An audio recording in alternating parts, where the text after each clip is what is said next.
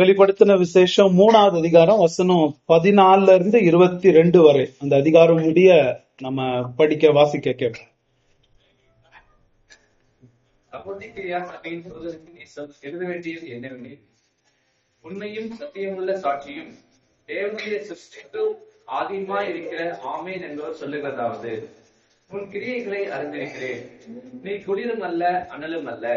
நீ குளிராவது அனலாவது இருந்தால் நலமாய் இருக்கும். இப்படி நீ குளிருமின்றி அனலுமின்றி வெதுவெதுப்பாய் இருக்கிறபடியினால் உன்னை என் வாயினின்று வாந்தி பண்ணி போடுவேன்.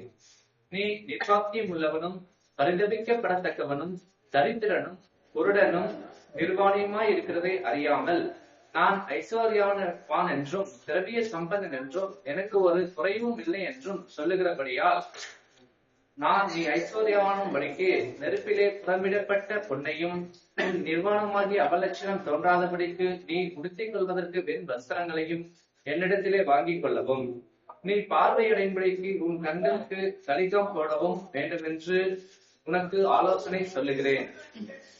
நான் நேசிக்கிறவர் எவர்களோ அவர்களை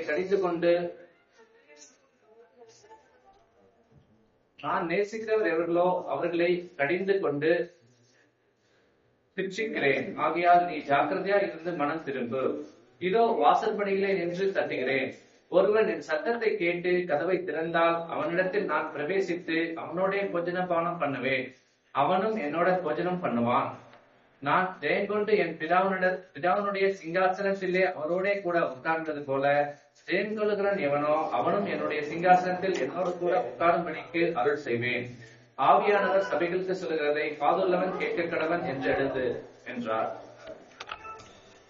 சரி, இந்த ரெவலேஷன் புக்கை நம்ம தொடர்ந்து நம்ம படிக்க ஆரம்பிக்கும் போது நமக்கு முதல்லயே தெரியுது என்னன்னா, ஆண்டவர் சபைக்கு எவ்வளவு முக்கியத்துவம் கொடுக்கிறாரு அப்படின்றத நம்ம கிளியரா பாத்துக்கலாம். அவர் 7 சபைக்கு இவ்வளோ எதிர்காலத்தை பத்தி, வரப்போற காலத்தை பத்தி, உலக முடிவை பத்தி, நியாய தீர்ப்பை பத்தி சொல்லக்கூடிய ஒரு புக்குன்னு எடுத்து அதை திறந்து பார்த்தோம்னா, முதல்ல ஆண்டவருடைய கவனம் எங்க இருக்கு? சபையில தான் இருக்கு. உங்களுக்கு ஒருவேளை தெரியாம இருக்கலாம், ஒவ்வொரு நூற்றாண்டும் சாத்தான் முயற்சி செய்யறது என்னன்னா சபையை அழிக்கணும். அதுக்காக பெரிய திறமையான பெரிய வல்லமையான போதகர்களை பெரிய ஆளுங்களை அவன் ஏற்படுத்தி இருக்கிறான். ஒவ்வொரு நூற்றாண்டுலயும் சபையினுடைய மதிப்பை குறைக்கணும், சபைன்றதே அதனோட வல்லமையை குறைக்கணும், அது ஒண்ணுமே இல்ல, ஆண்டவர் அதை கைவிட்டுட்டாருன்னு ஒவ்வொரு நூற்றாண்டும் அநேக சத்துருங்க சபைக்கு முன்பதாக எழும்பி இருக்கிறாங்க, சபைக்கு விரோதமாக எழும்பி இருக்காங்க. ஆனா இந்த வசனத்துல ஆண்டவர் தெளிவாக நமக்கு வெளிப்படுத்துறார், உலகம் முடிவு பரியந்தம் அந்த சபையிலுக்குள் மத்தியில தான் அவர் இருக்கிறதாகவும் சபையின் மூலமாகத்தான் தான் கிரியை செய்கிறதாகவும் தெளிவாக வெளிப்படுத்துறார். அது நமக்கு என்ன புரிய வைக்கணும்? சபை எவ்வளவு முக்கியம் அப்படின்றத புரிய வைக்கணும். ஏன்னா ஏற்றுக்கொள்ளப்படுகிற ஒரே கிறிஸ்தவம் ஒரு சபை கிறிஸ்தவம். சபை ரொம்ப முக்கியம். நம்ம ஊர்ல அநேக ஊருங்களையும் சரி தனிப்பட்ட கிறிஸ்தவம் எல்லாம் ஏற்பட்டுருச்சு. அது இல்ல, ஒரு கிறிஸ்தவம்னு பைபிள்ல பார்த்தோம்னா சபையில இருக்கிறவன் தான் ஒரு கிறிஸ்டியன். அப்படித்தான் நம்ம பாக்குறோம். அதை பார்க்கும்போது அந்த சபைகள் பலவிதமான சபைகள், எங்க பழைய பாஸ் சொல்லுவாரு, 4 நாக்கு 10 சபைகள் கிடைக்கும் அப்படின்ற மாதிரி பலவிதமான சபைகள் இருக்கும்போது இந்த கடிதங்களை நம்ம படிச்சுக்கும் போது ஆண்டவர் சபைகளை எப்படி பார்க்கிறாரு, அதுல என்னத்தை எதிர்பார்க்கிறாரு, யாரை எச்சரிக்கிறாரு, யார் மேல கோபமா இருக்காரு, சந்தோஷமா இருக்காருன்ற பகுத்தறிவு நமக்கு கிடைக்குது. அது நம்ம படிக்காம இருந்தோம்னா நமக்கு என்ன தெரியும்? தெரிஞ்சிருக்க முடியுங்களா? சபைகளுக்கு ஆவியானவர் சொல்லுகிறதை காதுள்ளவன் கேட்க கடவான்னு சொல்லும் போது இது ரொம்ப கவனமா கேட்டுக்கணும். ஒவ்வொரு கிறிஸ்தவனும் கேட்டுக்கணும். நான் சபையை எப்படி பாக்குறேன், சபையில என்ன எதிர்பார்க்கறேன் கேட்டுக்கணும் போது எத்தனை பேர் காதுள்ளவர்களா இதை படிச்சு இதை புரிஞ்சுக்கிறாங்க? ரெவலேஷன் பக்கமே நிறைய பேர் வர்றதே இல்லை, இல்லைங்களா? ஆனா அது தெரிஞ்சுக்கிறது நமக்கு ரொம்ப அவசியம். அதைத்தான் படிச்சுட்டு வந்திருக்கிறோம். ஆண்டவர் என்ன பண்ணிருக்காரு, இன்னுமே வரப்போற ஹிஸ்டரியில வரப்போற எல்லா சபைகளுக்கு ஒரு சாம்பிளாக அந்த நூற்றாண்டுல 7 சபைகளை செலக்ட் பண்ணி அவங்களுக்கு கடிதத்தை எழுதுறார். அவங்க கடிதம் அதை நாம் பார்த்துட்டு வந்திருக்கிறோம். அதுல 2 சபை, ஸ்மிர்னா சபை, பர்கமு சர்ச், இது 2 சபையும் ஒரு மாடல் சர்ச்சஸ் இல்லைங்களா? ஒரு மாடல் சபை. அதை பார்த்துதான் மற்ற சபைகள்லாம் படிச்சுக்கணும் அப்படின்னு பாக்குறோம். மிச்சம் 5 சபைகள் பாத்தீங்கன்னா ஒரு ஒரு டிசெண்டிங் ஸ்கேல்லாம் மோசம் மோசம் மோசம் மோசம். முதல் சபை எடுத்து பார்த்தோம்னா அது இறங்கிக்கிட்டு இருக்கு. ஃபர்ஸ்ட் ஸ்டெப்ல இறங்குறதுல என்ன பண்ணுச்சு? முதல் அன்பை இழந்து நிக்கிற எபேசு சபை. முதல் அன்பை இழந்து போச்சுன்னா ஒரு சபை, அதுக்கு வர அடுத்த ஸ்டெப் என்ன தெரியுங்களா? அதான் பர்கமு சர்ச். அந்த சர்ச் என்ன பண்ணுச்சு? நெக்ஸ்ட் ஸ்டெப், அவங்க கள்ள போதகத்தை வரவேற்கிறார்கள். ஆண்டவருடைய சத்தியத்தை விட்டு விலகி போய் ஆண்டவருடைய வசனத்தை, இயேசு மேல, இயேசு வார்த்தை மேல இருக்கிற பற்றை விட்டு போய் கள்ள போதகர் மேல அவங்களுக்கு கவர்ச்சி வருகிறது. பாலாம் போதகம், நெக்கோலாய் போதகம்லாம் ரொம்ப அவங்களுக்கு இஷ்டமா அட்ராக்டிவ் ஆகுது. ஏன்? அதுக்கு அறிகுறி என்ன? முதல் அன்பை விட்டா நெக்ஸ்ட் ஸ்டெப் அதான். சரி, கள்ள போதகத்துக்கு பின்னாடி போனா என்ன ஆகும்? அதுதான் தயத்தீரா சபை. தயத்தீரா சபையில என்ன ஆச்சு? கள்ள போதகத்துக்கு பின்னாடி போனா ஆண்டவருடைய பேரை வச்சுக்கிட்டே பலவிதமான பாவங்க செய்வோம். நம்ம ஆண்டவர் பேரை தான் வச்சிருக்காங்க, சபைன்னு தான் சொல்லிக்கிறாங்க, ஆனா பலவிதமான பாவங்க செஞ்சுக்கிட்டு இருக்கிறாங்க. விக்கிரகாராதனை செய்யறாங்க, வேசித்தனம் செய்யறாங்க, ஜெசபேல கொடி கட்டி பறக்குது அந்த அம்மா அந்த சபையில. ஏன் தான் ஸ்டெப் கீழே இறங்கி போயிட்டு இருக்கு சபை. இப்படியே போச்சுன்னா, கள்ள போதகம் தொடர்ந்து போய் பாவம் தொடர்ந்து சபையில போச்சுன்னா என்ன ஆகும்? சபை செத்து போவோம். பாவம் சபையை கொன்னு விடும். பாவம் கிறிஸ்தவனை கொன்னு விடும். அந்த மாதிரி கொன்ன நிலையில தான் இருக்கிறது அடுத்த சபை. பேருக்கு அது உயிரோடு இருக்கு, ஆனா இயேசு அதை பார்த்து நீ ஒரு செத்த சபை அப்படின்றாரு. அந்த சபை இது சாடு சபை. பாத்தீங்களா? அந்த ஸ்டெப்பா கீழே வருது பாக்குறோம் நம்ம. சாடு சபை அது ஒரு செத்த சபையா இருக்கு. ஆனா அந்த சபையிலயும் ஒரு சின்ன நம்பிக்கை என்னன்னா, சில பேர் அங்க விசுவாசி. அவங்கள பார்த்து தான் 5 ஸ்டெப்ஸ் சொல்றாரு, எப்படி நீங்க பொழைச்சுக்க முடியும்னு ஒரு 5 ஸ்டெப் அவங்களுக்கு சொல்லி கொடுக்கிறாரு.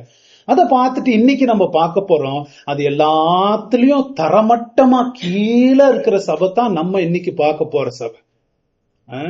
லேவ்டேசியா சபை தரமட்டத்துல இருக்கிறது. ஆக்சுவலா ரட்சிக்கப்படாத ஒருத்தர் கூட விசுவாசி இல்லாத ஒரு பொய் சபை, பொய் பேரை வச்சுக்கிட்டு இருக்கிற ஒரு சபை. ஒருத்தர் கூட அங்க விசுவாசி இல்ல. அதுக்குதான் பேரு குளிரும் இல்லாமல் அனலும் இல்லாம நீ இருக்கிறியே அப்படின்னு ஆண்டவர் பாக்குறாரு அந்த சபைய. அந்த சபையை குறித்து ஆண்டவர் ஒரு நல்ல காரியத்தையும் சொல்ல போறதே இல்லை. அதுதான் நம்ம பார்க்க போறோம். அட்லீஸ்ட் சாடு சபை செத்தது, ஆனா உன்னில சில பேர் உங்களுடைய வஸ்திரங்களை கரைப்படுத்திக்காம நீங்க இருக்கிறீங்கன்னு கொஞ்சம் மெச்சத்துக்கிட்டாரு. இந்த சபைக்கு கொஞ்சம் கூட ஒரு அன்ஸ்பேர்டு அன்மிட்டிகேட்டட்ல கொஞ்சம் கூட விட்டு தராம, கொஞ்சம் கூட அட்ஜஸ்ட் பண்ணாம, அடினா அடி, திட்டுனா திட்டு, அதுவும் ஒரு ஒழுங்கா கூட திட்டுறது இல்ல. உன்னை பார்த்தா எனக்கு வாந்தி வர மாதிரி இருக்குன்னா அதை விட மோசமா எப்படிங்க திட்டுறது ஒரு சபைய? உன்னை பார்த்தா எனக்கு அப்படியே வாந்தி, உடம்பே கெட்டு போகுது எனக்கே உன்னை பார்த்தா அப்படின்னா அதை விட ஒரு ஆண்டவர் இப்படி கூட சபையை பார்த்து ஆண்டவர் பேசுவாருன்னா, ஒரு லாங்குவேஜ் அந்த மாதிரி லாங்குவேஜ் இயேசு யூஸ் பண்றாருன்னா எவ்வளவு ஆத்திரம், எவ்வளவு அருவருப்பு அந்த சபை மேல அவருக்கு இருக்கும். அதை தான் நம்ம பார்க்க போறோம் இந்த சபையில. இந்த சபையை புரிஞ்சுக்கிறதுக்கு நமக்கு ஒரு பேக்ரவுண்ட் புரிஞ்சுக்கிறது ரொம்ப அவசியம். இந்த பேக்ரவுண்டை நம்ம புரிஞ்சுக்கிட்டோம்னா இந்த சபையில இருக்கிற கடிதங்கள், அது கண்டென்ட்ஸ் எல்லாம் உயிரோடு அப்படியே நமக்கு புரியுற மாதிரி ஆகும். அதை நம்ம புரிஞ்சுக்க பார்ப்போம். முதலாவது நம்ம தொடர்ந்து பார்ப்போம். நம்ம ரெகுலரா பார்த்துட்டு வர அந்த தலைப்புங்க உங்களுக்கு மனப்பாடம் இருக்கும், அதனாலதான் போர்டுல போடல. அதுதான் 7 வாரம் சொல்லி கொடுத்துட்டு இருக்கேன். ஃபர்ஸ்ட் தலைப்பு என்ன? ஆத்தர். யார் எழுதுறது, அவரை எப்படி தன்னை அடையாளம் காமிச்சுக்கிறாரு படிப்போம். 14வது வசனம். லவோதிக்கேயா சபையின் தூதனுக்கு நீ எழுத வேண்டியது என்னவெனில், உண்மையும் சத்தியமுள்ள சாட்சியும் தேவனுடைய சிருஷ்டிக்கு ஆதியுமா இருக்கிற ஆமேன் என்பவர் சொல்லுகிறதாவது. இயேசு தன்னை அடையாளம் காமிச்சுக்கிறாரு. தன்னை அடையாளம் காட்டும் போது இப்பவும் என்ன சொல்றாரு? 1வது அதிகாரத்துல இருந்து சில விவரங்களை எடுத்து தன்னை அடையாளம் காமிச்சிக்காம இன்னும் புது புது டைட்டில்ஸ் தனக்கு கொடுக்கிறாரு. இங்கிலீஷ்ல பாத்தீங்கன்னா ஆமேன் அப்படின்னு ஸ்டார்ட் ஆகுது. தமிழ்ல உங்களுக்கு ஆமேன் கடைசியில வரலாம். இங்கிலீஷ்ல ஆரம்பிக்கிறது ஆமேன் அப்படின்னு ஆரம்பிக்கிறார். ஆமேன், உண்மையும் சத்தியமும் உள்ள சாட்சி, தேவனுடைய சிருஷ்டிக்கு ஆதியுமா இருக்கிறவர் அப்படின்னு சொல்ல போனா 3 டைட்டில்ஸ் தனக்கு வருது. ஆமேன். ஆமேன்னா நமக்கு கிறிஸ்தவத்துல ஆமேன் பொதுவான வார்த்தை. அது ஒரு ஒரு உண்மைக்கு ஒரு வார்த்தை. Hebrew word. அது ஆக்சுவலா ஈப்ரூ வேர்டு ஆமேன்ற இல்லைங்களா, அது ஈப்ரூல இருந்து வந்தது. அது உண்மை. இது சொல்றது உண்மை, இது ஒரு நிச்சயம், இது ஒரு உறுதியான ஒரு காரியம்னு சொல்றதுக்கு ஆமேன்றது. அத சில நேரங்கள்ல அந்த ஒரு காரியத்தை நான் சொல்ல போறேன், அந்த காரியம் ரொம்ப உறுதியானது, ரொம்ப உண்மையானதுன்னு சொல்றதுக்கு முன்பதாக அது ஆமேன்னு சொல்லிட்டு சொல்லுவாங்க. இயேசு அதை பயன்படுத்தி இருக்கிறார். மெய்யாகவே மெய்யாகவே நான் சொல்றது, அதுக்கு ஆக்சுவலா வேர்டு என்ன தெரியுங்களா? ஆமேன் ஆமேன். ஒரு மனுஷன் மறுபடியும் பிறவாவிட்டால், அது சொல்றதுக்கு ஏன் அது ஆரம்பத்துல சொல்றாருன்னா, நான் இப்ப சொல்ல போறது அவ்வளவு முக்கியமானது, உறுதியானது, நிச்சயமானது. அதுக்காகத்தான் அது பயன்படுத்தப்படுது. இன்னொரு விதத்துல ஆமேன் எப்படி பயன்படுத்தப்படுதுன்னா, ஒரு காரியத்தை சொல்லி முடிச்ச பிறகு அதனோட உறுதித்தனத்தை, அது எவ்வளவு முக்கியம், அது ரொம்ப உண்மைன்றத ஒரு முத்திரை அடிக்கிற மாதிரி அதை போய் முத்திரை அடிக்கிறதுக்கு தான் ஆமேன்றோம். நம்ம ஜெபத்துல பயன்படுத்திக்கிறோம். ஆமேன், ஆமா இது உண்மை, இது அப்படியே ஆகட்டும், இது உறுதியானது அப்படின்னு ஒரு பிக்ஸ்டு, ஒரு ஃபர்மான காரியத்துக்கு நம்ம சொல்றோம், மாறாத காரியத்துக்கு.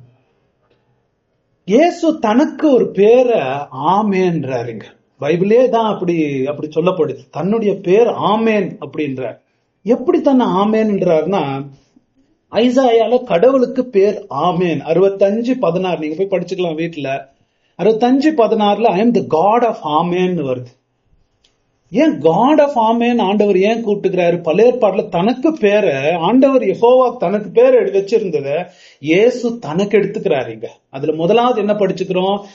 இட் ரெஃபர்ஸ் டு ஹிஸ் டியட்டி, அவர் தெய்வீகத்தை குறிக்கிறது, தெய்வம் அப்படின்ற மாதிரி ஆமேன் எடுத்துக்கிறாரு. இன்னொன்னு ஒரு முக்கியமான வசனம் புதிய ஏற்பாடுல 2 கொரிந்தியர் 1:2 படி, 1:20 படிங்களா?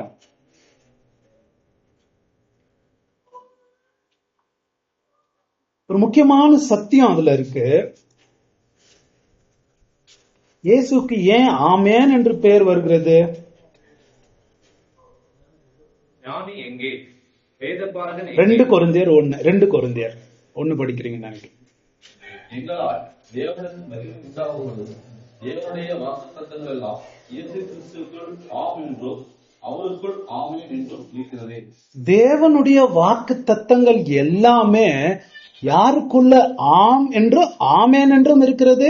அவருக்குள். யாருக்குள்? இயேசு கிறிஸ்துவுக்குள் அப்படின்னு அந்த வசனத்துல போட்டிருக்காது. ஒரு முக்கியமான சத்தியம் என்னன்னா, அதுக்கு அர்த்தம் என்ன?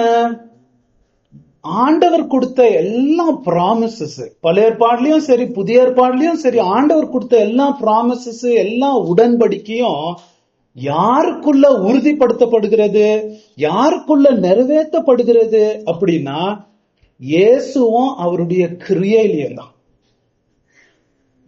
ஏன் அப்படின்னா, ஆண்டவர் ஒரு ப்ராமிஸ பண்ணாரு பழைய ஏற்பாடுல, நான் உங்களுடைய பாவங்களை எல்லாம் மன்னிப்பேன் அப்படின்னு.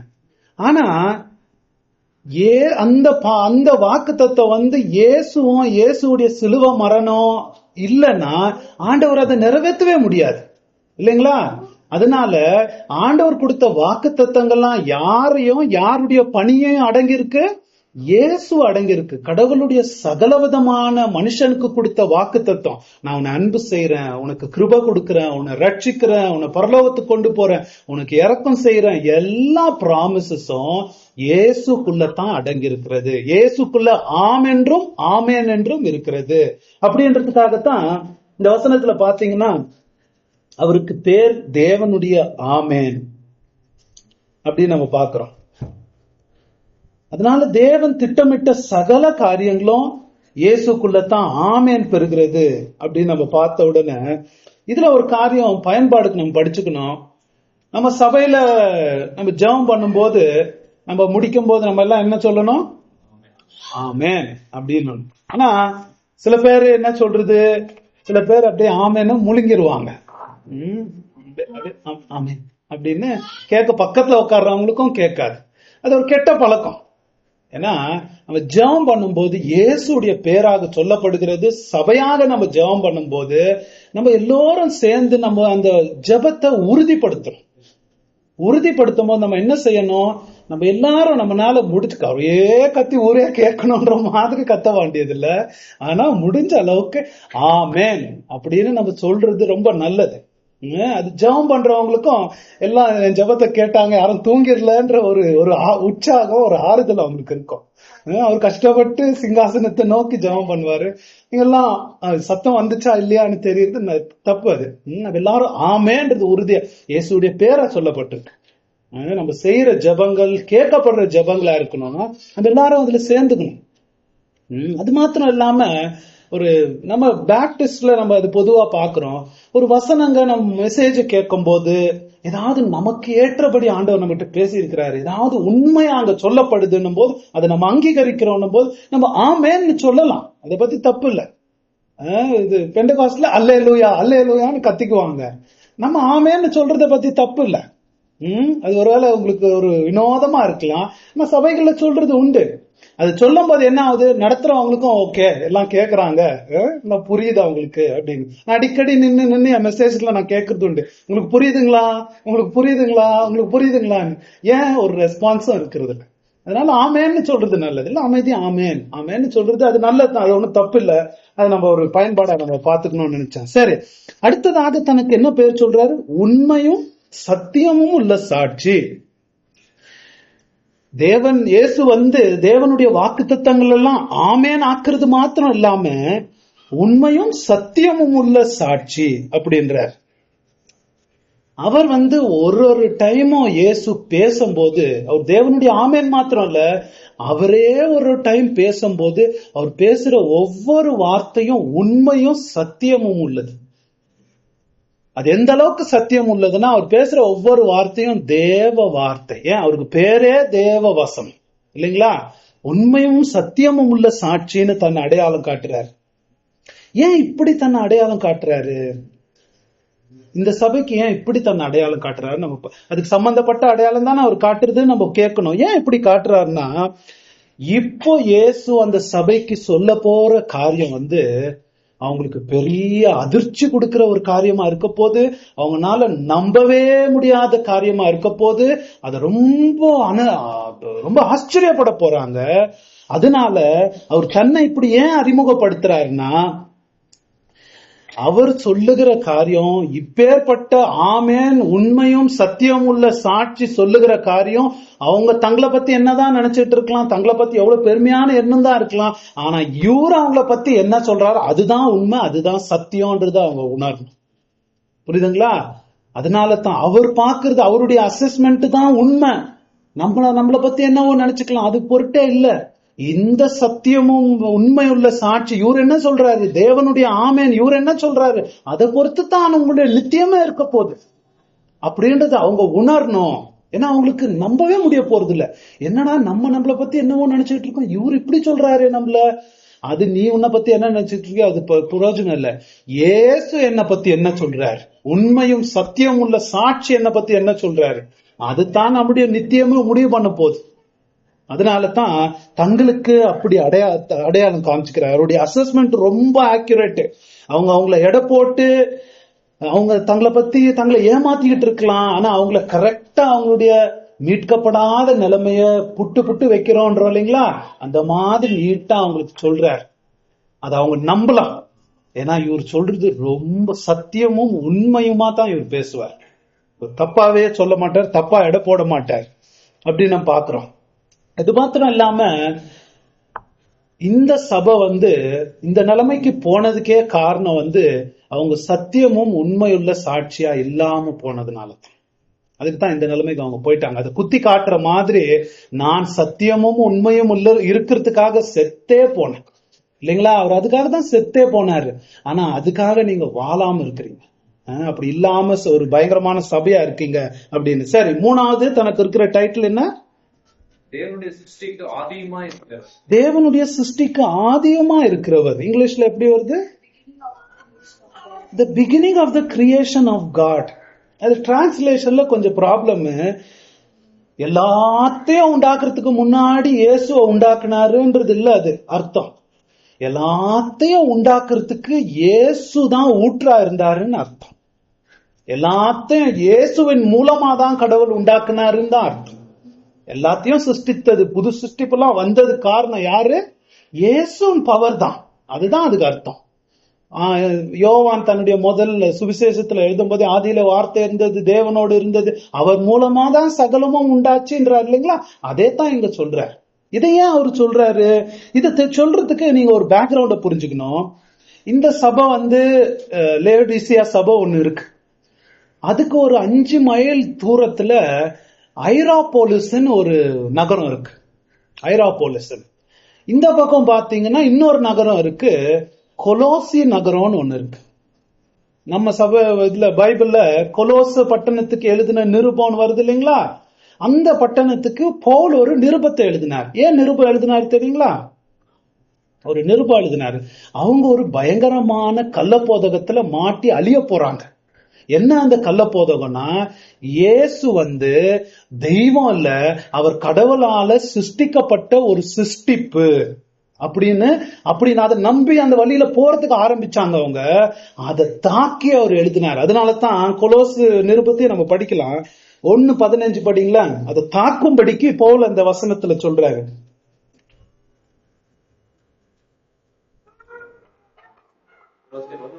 பதினஞ்சியா? அவர் அதர்சனமான தேவனுடைய தற்சுரூபமும் சர்வ சிருஷ்டிக்கும் முந்தின பேருமானவர். படிங்க தொடர்ந்து. ஏனென்றால் அவருக்குள் சகலமும் சிருஷ்டிக்கப்பட்டது, பரலோகத்தில் உள்ளவைகளும் உலோகத்தில் உள்ளவைகளும் ஆகிய காணப்படுகிறவைகளும் காணப்படாதவைகளுமாகிய சகல வஸ்துகளும் சிங்காசனங்களாலும் கர்த்தர் தத்துவங்களாலும் துரைத்தனங்களாலும் அதிகாரங்களாலும் சகலமும் அவரை கொண்டும் அவருக்கும் அவருக்கென்று சிருஷ்டிக்கப்பட்டது. இயேசுவை உயர்த்துறார். அந்த சபைக்கு வந்த பெரிய கேடான போதகம் என்னன்னா, இயேசுவை பத்தி தப்பான போதகம் அவங்க படிக்க ஆரம்பிச்சிருக்கிறாங்க. அது தப்பான போதகம் கள்ள போதகர் சொல்லி ஆரம்பிச்சிருக்கும் போது பவுல் அதை தாக்கும்படிக்கு இயேசுவை உயர்த்தி காமிச்சு இந்த கொலோசு பட்டணத்துல அதை சொல்றாரு. அந்த கொலோசு பட்டணத்துல இருந்து ஒரு 10 மைல் தள்ளி தான் எது இருக்கு? இந்த சபை இருக்கு. இந்த சபைக்கும் அந்த போதகம் வந்திருக்கும்னு பவுல் அறிஞ்சு அதே கொலோசியர்ல 4வது அதிகாரம் 16வது வசனத்துல என்ன சொல்றாரு பாருங்க. இந்த நிருபம் உங்களிடத்தில் வாசிக்கப்பட்ட பின்பு இது லவோதிகேயா சபையிலும் வாசிக்கப்படும்படி செய்யுங்கள். லவோதிகேயாவிலிருந்து வரும் நிருபத்தை நீங்களும் வாசியுங்கள். ஏன் அவர் சொல்றாரு இந்த நிருபத்தை நம்ம படிச்சுட்டு இருக்கீங்களே அந்த சபையிலையும் வாசிக்கும்படி பண்ணுங்க? ஏன்னா இந்த போதகம் அங்கேயும் வந்துச்சு, அவங்களும் இதுல போட்டு கெட்டுக்கிட்டு இருக்காங்க. கொலோசு கெடுவதற்கு ஆரம்பிச்சாங்க. லவோதிசியா சபை அந்த போதகத்தை கெட்டு சீரழிஞ்சு போயிருக்கு. ஒரு பாடத்தை நம்ம முக்கியமா படிச்சுக்கணும். இயேசுவை பத்தி தப்பான போதகம் படிக்கிற பாடம் இருந்துச்சுன்னா சபை சீரழிஞ்சு போகும். வேதத்துல இயேசுவை எப்படி காண்பிக்கப்படுதோ அந்த மாதிரி நம்ம இயேசுவை படிச்சுக்கலன்னா, அவ்வளவு உயர்வான அவருடைய தன்மையை, அவர் தெய்வமாக எல்லா சிருஷ்டிப்புக்கும் மேலாக எல்லா துரைத்தனங்களுக்கும் அதிகாரங்களுக்கும் மேலானவரா தன்னை பார்த்து ஒரு சபை அப்படி ஆண்டவரை பார்க்கலன்னா அந்த சபை சீரழிந்து போகும். எல்லா கள்ளப்போதகத்தை எடுத்து பாருங்களேன், இயேசுவை குறைக்கிறதுனால தான் அவங்க அழிஞ்சே போறது. ஏன் நம்ம ஊர்லயும் நிறைய சபைங்க சீர்கெட்டு போறதுக்கு என்ன தெரியும் காரணம்? பைபிள்ல இல்லாத இயேசுவை இங்க ஒண்ணு போதிச்சுக்கிட்டு இருப்பாங்க. அவரு பைபிளை படிச்சு பாத்தீங்கன்னா அந்த இயேசுவை வேறையா இருப்பாரு, இங்க ஒரு இயேசுவை வேறையா இருப்பார்.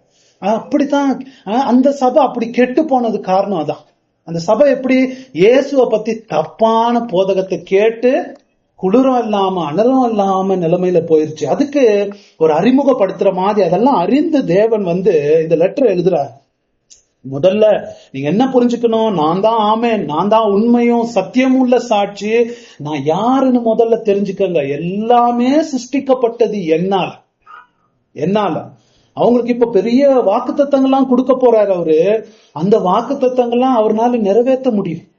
ஏன்னா அவர்தான் ஆமேன், அவர்தான் உண்மையுள்ள சாட்சி. அதெல்லாம் நிறைவேற்ற முடியும். அது மாத்திரம் இல்லாம அவங்களுக்கு இருக்கிற ஒரே நம்பிக்கை இயேசு கிட்ட அவங்க திருப்பி ஒழுங்கா வந்தா தான் அவங்க பொழைக்க முடியும்.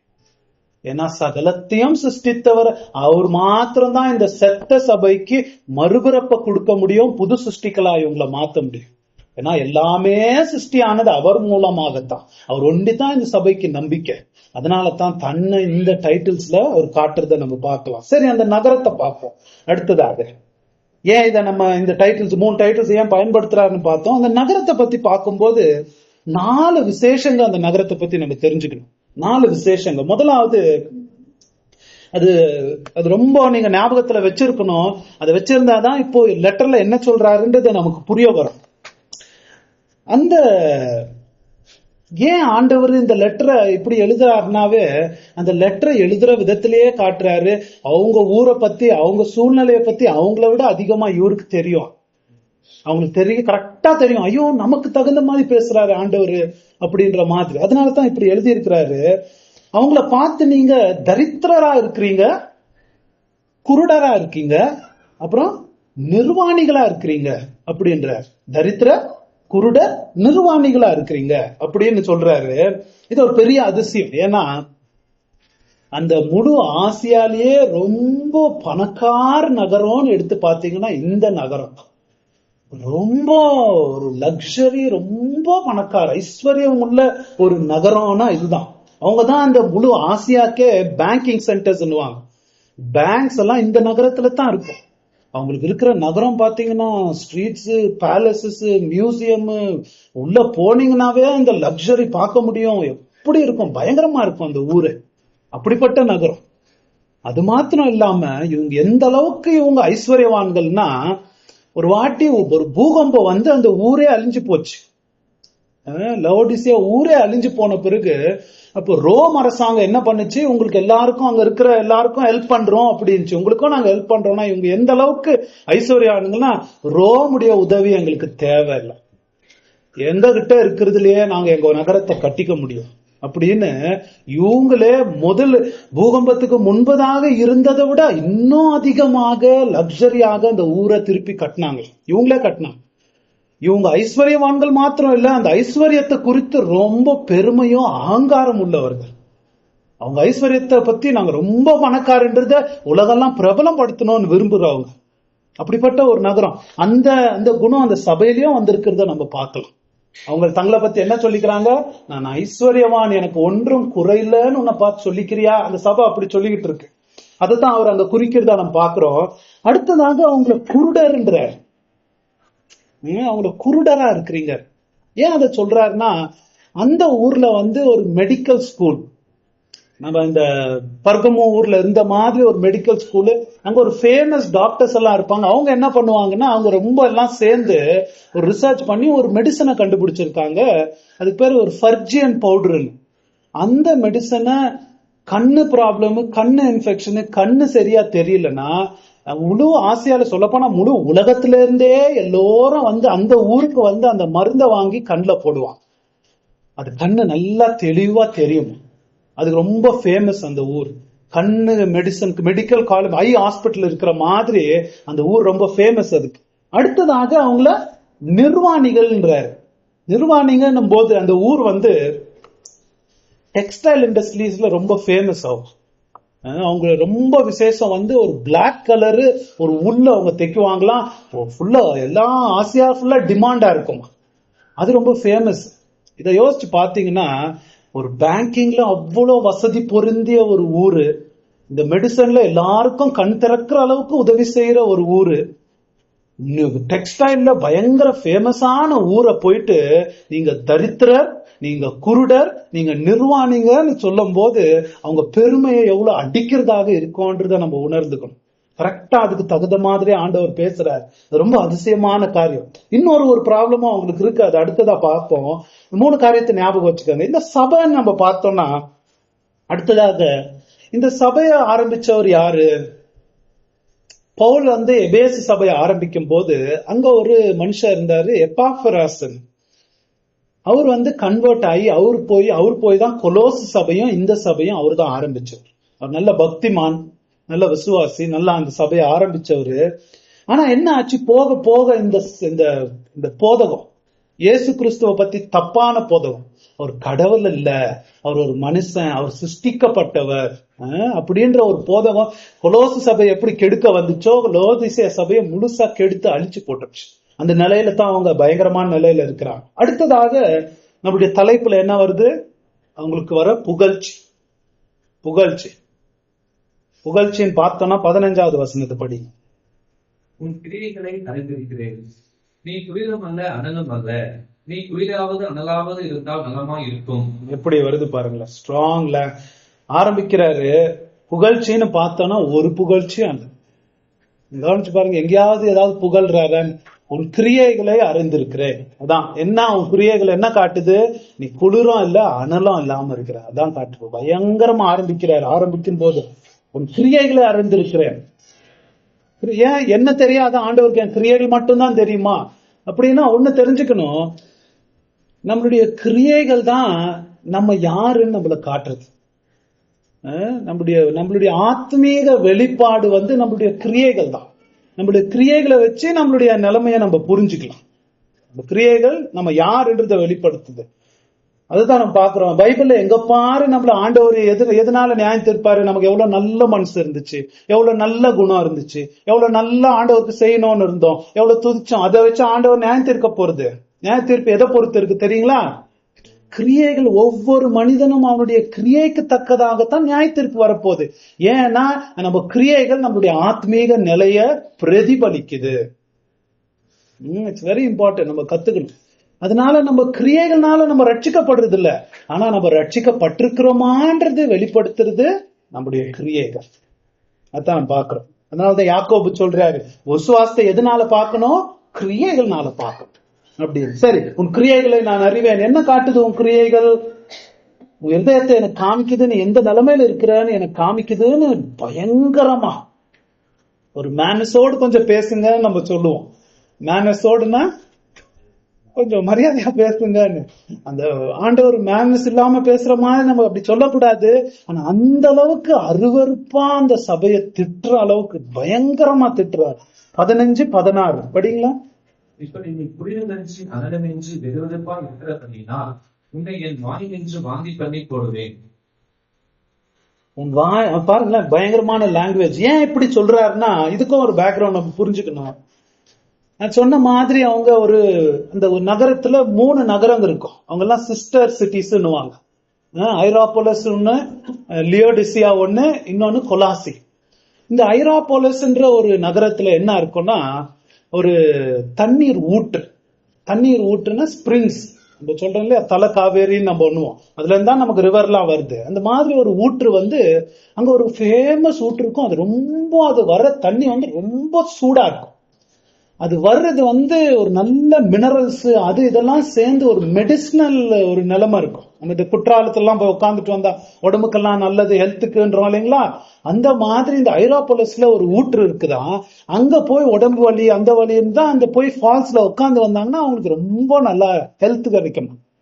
அந்த மாதிரி ஒரு ஊற்று ஐராபோலஸ்ல ரொம்ப சூடான தண்ணி வர்றது இருந்துச்சு. ஆப்போசிட்டா கொலாசில பாத்தீங்கன்னா பயங்கர ஒரு குளிரான ஒரு ஊற்று வரும். தண்ணி ரொம்ப ஜில்லுன்னு தண்ணி, அது குடிச்சோம்னா அப்படியே தாகமெல்லாம் தீர்ந்துடும். அந்த மாதிரி ரொம்ப மலையில இருந்தெல்லாம் வர ஃபால்ஸ் மாதிரி தண்ணி வரும் கொலாசில.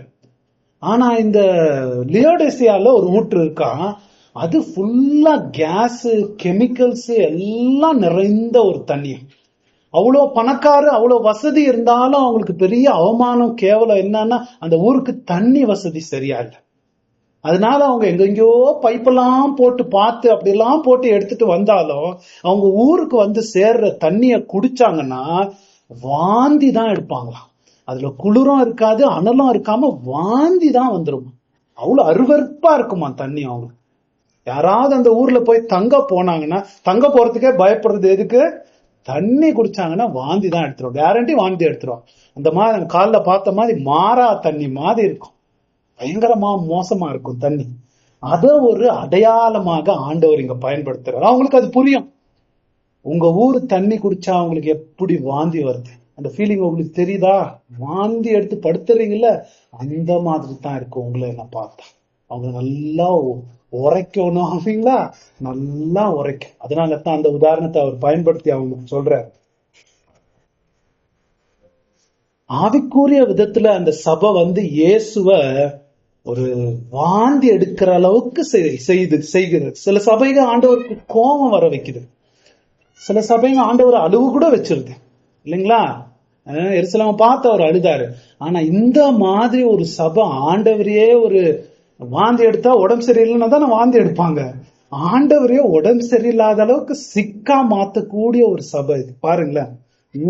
அதிசயமா அவரு சொல்ல வேற செய்யறாரு. சொல்ல வேற செய்யறாரு. என்ன மாதிரி ஃபீலிங் நீ எனக்கு கொடுக்கறன்றத அவங்களை உணர்த்தணும்னு சொல்றாரு. என்ன இதுக்கு அறிகுறி அப்படின்னு பாத்தீங்கன்னா, கோல்டு குளிர்ன்றது ஆவிக்குரிய விதத்துல எதுக்கு நடக்குதுன்னா, எதுக்கு ஒரு அறிகுறியா இருக்குன்னா, ஆண்டவரை முற்றிலுமா நிராகரிக்கிறது. ஆண்டவர் மேல எனக்கு இன்ட்ரெஸ்ட் இல்ல, ஆண்டவர் எனக்கு தேவையில்லை, ஆண்டவருடைய வசனம் எனக்கு தேவையில்லை, ஆவிக்குரிய விஷயத்தை பத்தி எனக்கு தேவையில்லை. சரி, எத்தனையோ பேர் உலகத்துல இருக்காங்க இல்லைங்களா, அவங்க அதை பத்தி மாயமாலமும் பட மாட்டாங்க, நடிக்கவும் மாட்டாங்க. நான் ஒரு விசுவாசியெல்லாம் நடிக்க மாட்டாங்க. ஆனா நான் உலக மனுஷன் தான், எனக்கு தேவையில்லை கிறிஸ்து, எனக்கு சபை தேவையில்லை, அது இல்ல. அதான் குளிரா இருக்கிறது. அனலா இருக்கிறதுனா என்ன? விசுவாசிகளா எப்ப பாரு ஆண்டவர் கொழுந்துட்டு எரிஞ்சுக்கிட்டு ஜெபத்திலையும் வாழ்க்கையிலையும் ரொம்ப அனலா இருக்கிறது. ஆண்டவருக்கு ஒப்பு கொடுத்திருக்கிற, ஆண்டவருக்காகவே வாழ்றது, ஆண்டவருக்காகவே சாட்சியா இருக்கிறது. அதுதான் அனலா இருக்கிறது. ஆண்டவர் என்ன சொல்றாரு? நீ ஒண்ணு குளிரா இருந்தாலும் நான் பொறுத்துக்கோ, உண்மையா இருக்கிறியே, ரியலா இருக்கிறியே. அதுவும் இல்ல, நீ அனலாவும் இல்ல, நான் எதிர்பார்க்கிற மாதிரி அனலாவும் இல்ல. இது ரெண்டுமோ இல்லாம இருக்கிறத எனக்கு பார்த்தா அருவருப்பா இருக்குது. உன்னை பார்த்தா பயங்கரமா நான் அருவருக்கிற. நீ உன்னை பத்தி நீ என்னதான் நினைச்சுக்கிட்டு இருக்கலாம், என்னதான் நாடகம் போடலாம், ஆனா உன்னை பார்த்தா எனக்கு அருவருப்பா, உன் மாயமாலத்தை பார்த்தா அருவருப்பா இருக்கு. இது யாரை குறிக்கிறது? அந்த நகரத்தை பத்தி அவர் பார்க்கும்போது, அந்த ஐராபோலிஸ் ஊர்ல இருக்கிற சூடு தண்ணியாவது எத்தனையோ பேருக்கு மெடிசினல் யூஸ் இருக்குது, இந்த குளிர் தண்ணியாவது எத்தனையோ பேருக்கு தாகம் கொடுக்குது. ஒரு பிரயோஜனமும் இல்லாம, யாருக்குமே பயன் இல்லாம, ஒரு கனியும் இல்லாத உன் கிறிஸ்தவ வாழ்க்கை, அனலும் இல்லாம குளிரும் இல்லாம இருக்கிற உன் கிறிஸ்தவ வாழ்க்கைய பார்த்தா எனக்கு கொமட்டிக்கிட்டு வருதுன்ற. அப்படித்தான் பார்த்து அந்த சபையை திட்டுறார். யாருக்கு பிரயோஜனமா இருக்கிற நீ? குளிரும் இல்ல, ஒண்ணு உலகத்திலாவது போய் நாமம் போட்டாவது போயிரு, அப்படியும் இல்ல. நான் கிறிஸ்தவன் தான் சொல்லிட்டு இருக்கிறேன். ஒண்ணு நீ அனலாவும் இருக்க மாட்டேன்ற, ஆர்வமா இருக்க மாட்டேன். ரெண்டுலயும் அங்க ஒரு காலு இங்க ஒரு கால் வச்சுக்கிட்டு நீ இருக்கிறத பார்த்தா எனக்கு வாந்தி வருது. உன்னை பார்த்தா என்ன பயங்கரம், எப்படி திட்டுறாரு பாருங்களேன். இது ஒரு பேர் கிறிஸ்தவர்களுக்கு எடுத்துக்கலாம். பேர் கிறிஸ்தவர்கள் ஆண்டவர் அடிக்கடி பைபிள்ல கடிந்து கொண்டது அவங்கள தான், பேர் கிறிஸ்தவர்களுக்கு.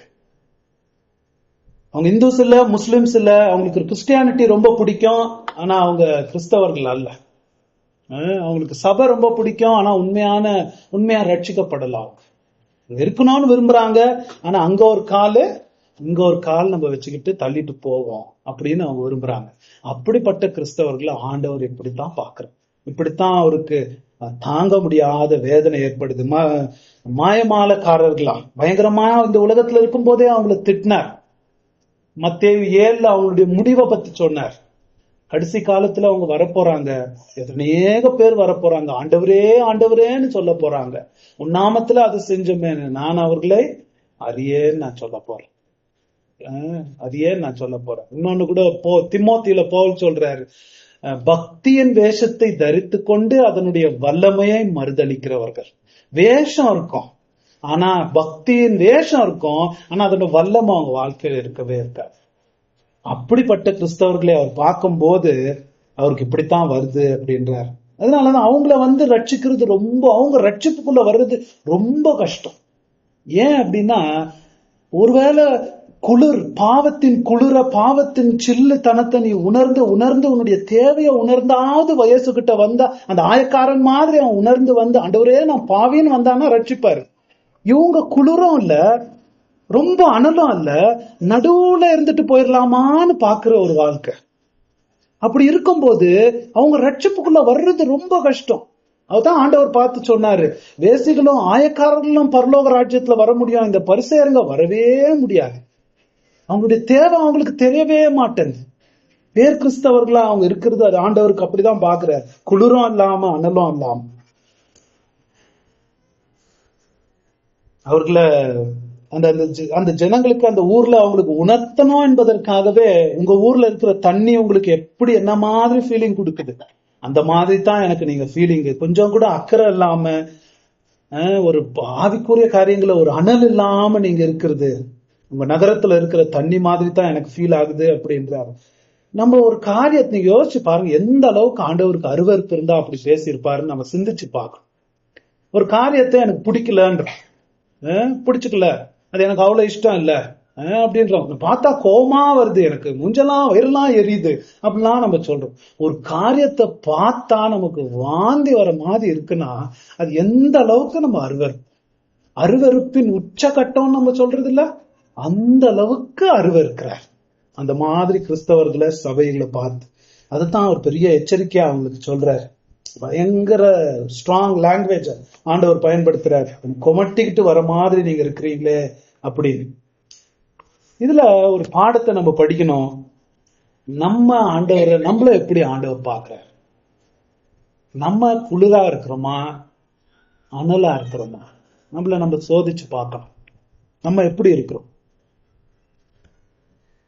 நம்மளுடைய ஆராதனை, ஒருவேளை அந்த சபையினுடைய ஆராதனை எப்படி இருந்திருக்கும்? ஆண்டவர் இப்படி அருவருக்கிற சபை அவருக்கு ஆராதனை பண்ணுது, அதான் ஆராதனை எப்படி பார்ப்பார் அவரு?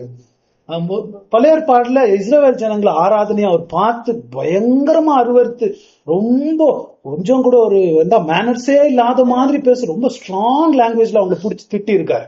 நீங்க கூடிதான் ஏன் வரீங்க அப்படின்லாம் திட்டி இருக்காரு. அருவருக்கிறவங்களுடைய ஜபத்தை அழகா பாடுறத நான் அருவருக்கிறேன், பிடிக்கவே மாட்டேங்குது. அங்க கூடி வரவங்க அவங்க என்ன நினைச்சிட்டு உட்காடுறாங்கன்னா, உதாரணத்துக்கு ஒரு வசனம் படிப்போம், 1067, நான் ஏதோ சொல்றேன்னு நினைக்கிறேன், பேஜ் நம்பர் 1067 தமிழ் பைபிள்ல ஆமோஸ்ன்ற புக்ல 5வது அதிகாரம் 21 வசனம். உங்கள் பண்டிகைகளை பகிர்ந்து வைக்கிறேன், உங்கள் ஆசரிப்பு நாட்களில் எனக்கு பிரியமில்லை. உங்கள் தகன பலிகளையும் போஜன பலிகளையும் எனக்கு படைத்தாலும் நான் அங்கீகரிக்க மாட்டேன். கொடுமையான உங்கள் மிருகங்களின் ஸ்தோத்திர பலிகளையும் நான் நோக்கி பார்க்க மாட்டேன். உன் பாட்டுகளின் இறைச்சலையும் என்னை விட்டு அகற்று, உன் வீணைகளின் ஓசையை நான் கேட்க மாட்டேன். அந்த வர்ஷிப்ல ஒரு அனலே இல்ல, குளிரும் இல்லாத அனலும் இல்லாத ஒரு ஆராதனை அவங்க நடக்கு. அந்த 8:5 படிங்களா, அவங்க ஆராதனையில எப்படி உட்காந்துட்டு இருக்காங்க, எல்லா சேர்ல வந்து உட்காடுறாங்க. ஞாயிற்றுக்கிழமானா வந்துருவாங்க, ஆனா எப்படி உட்காடுறாங்க பாருங்களேன்.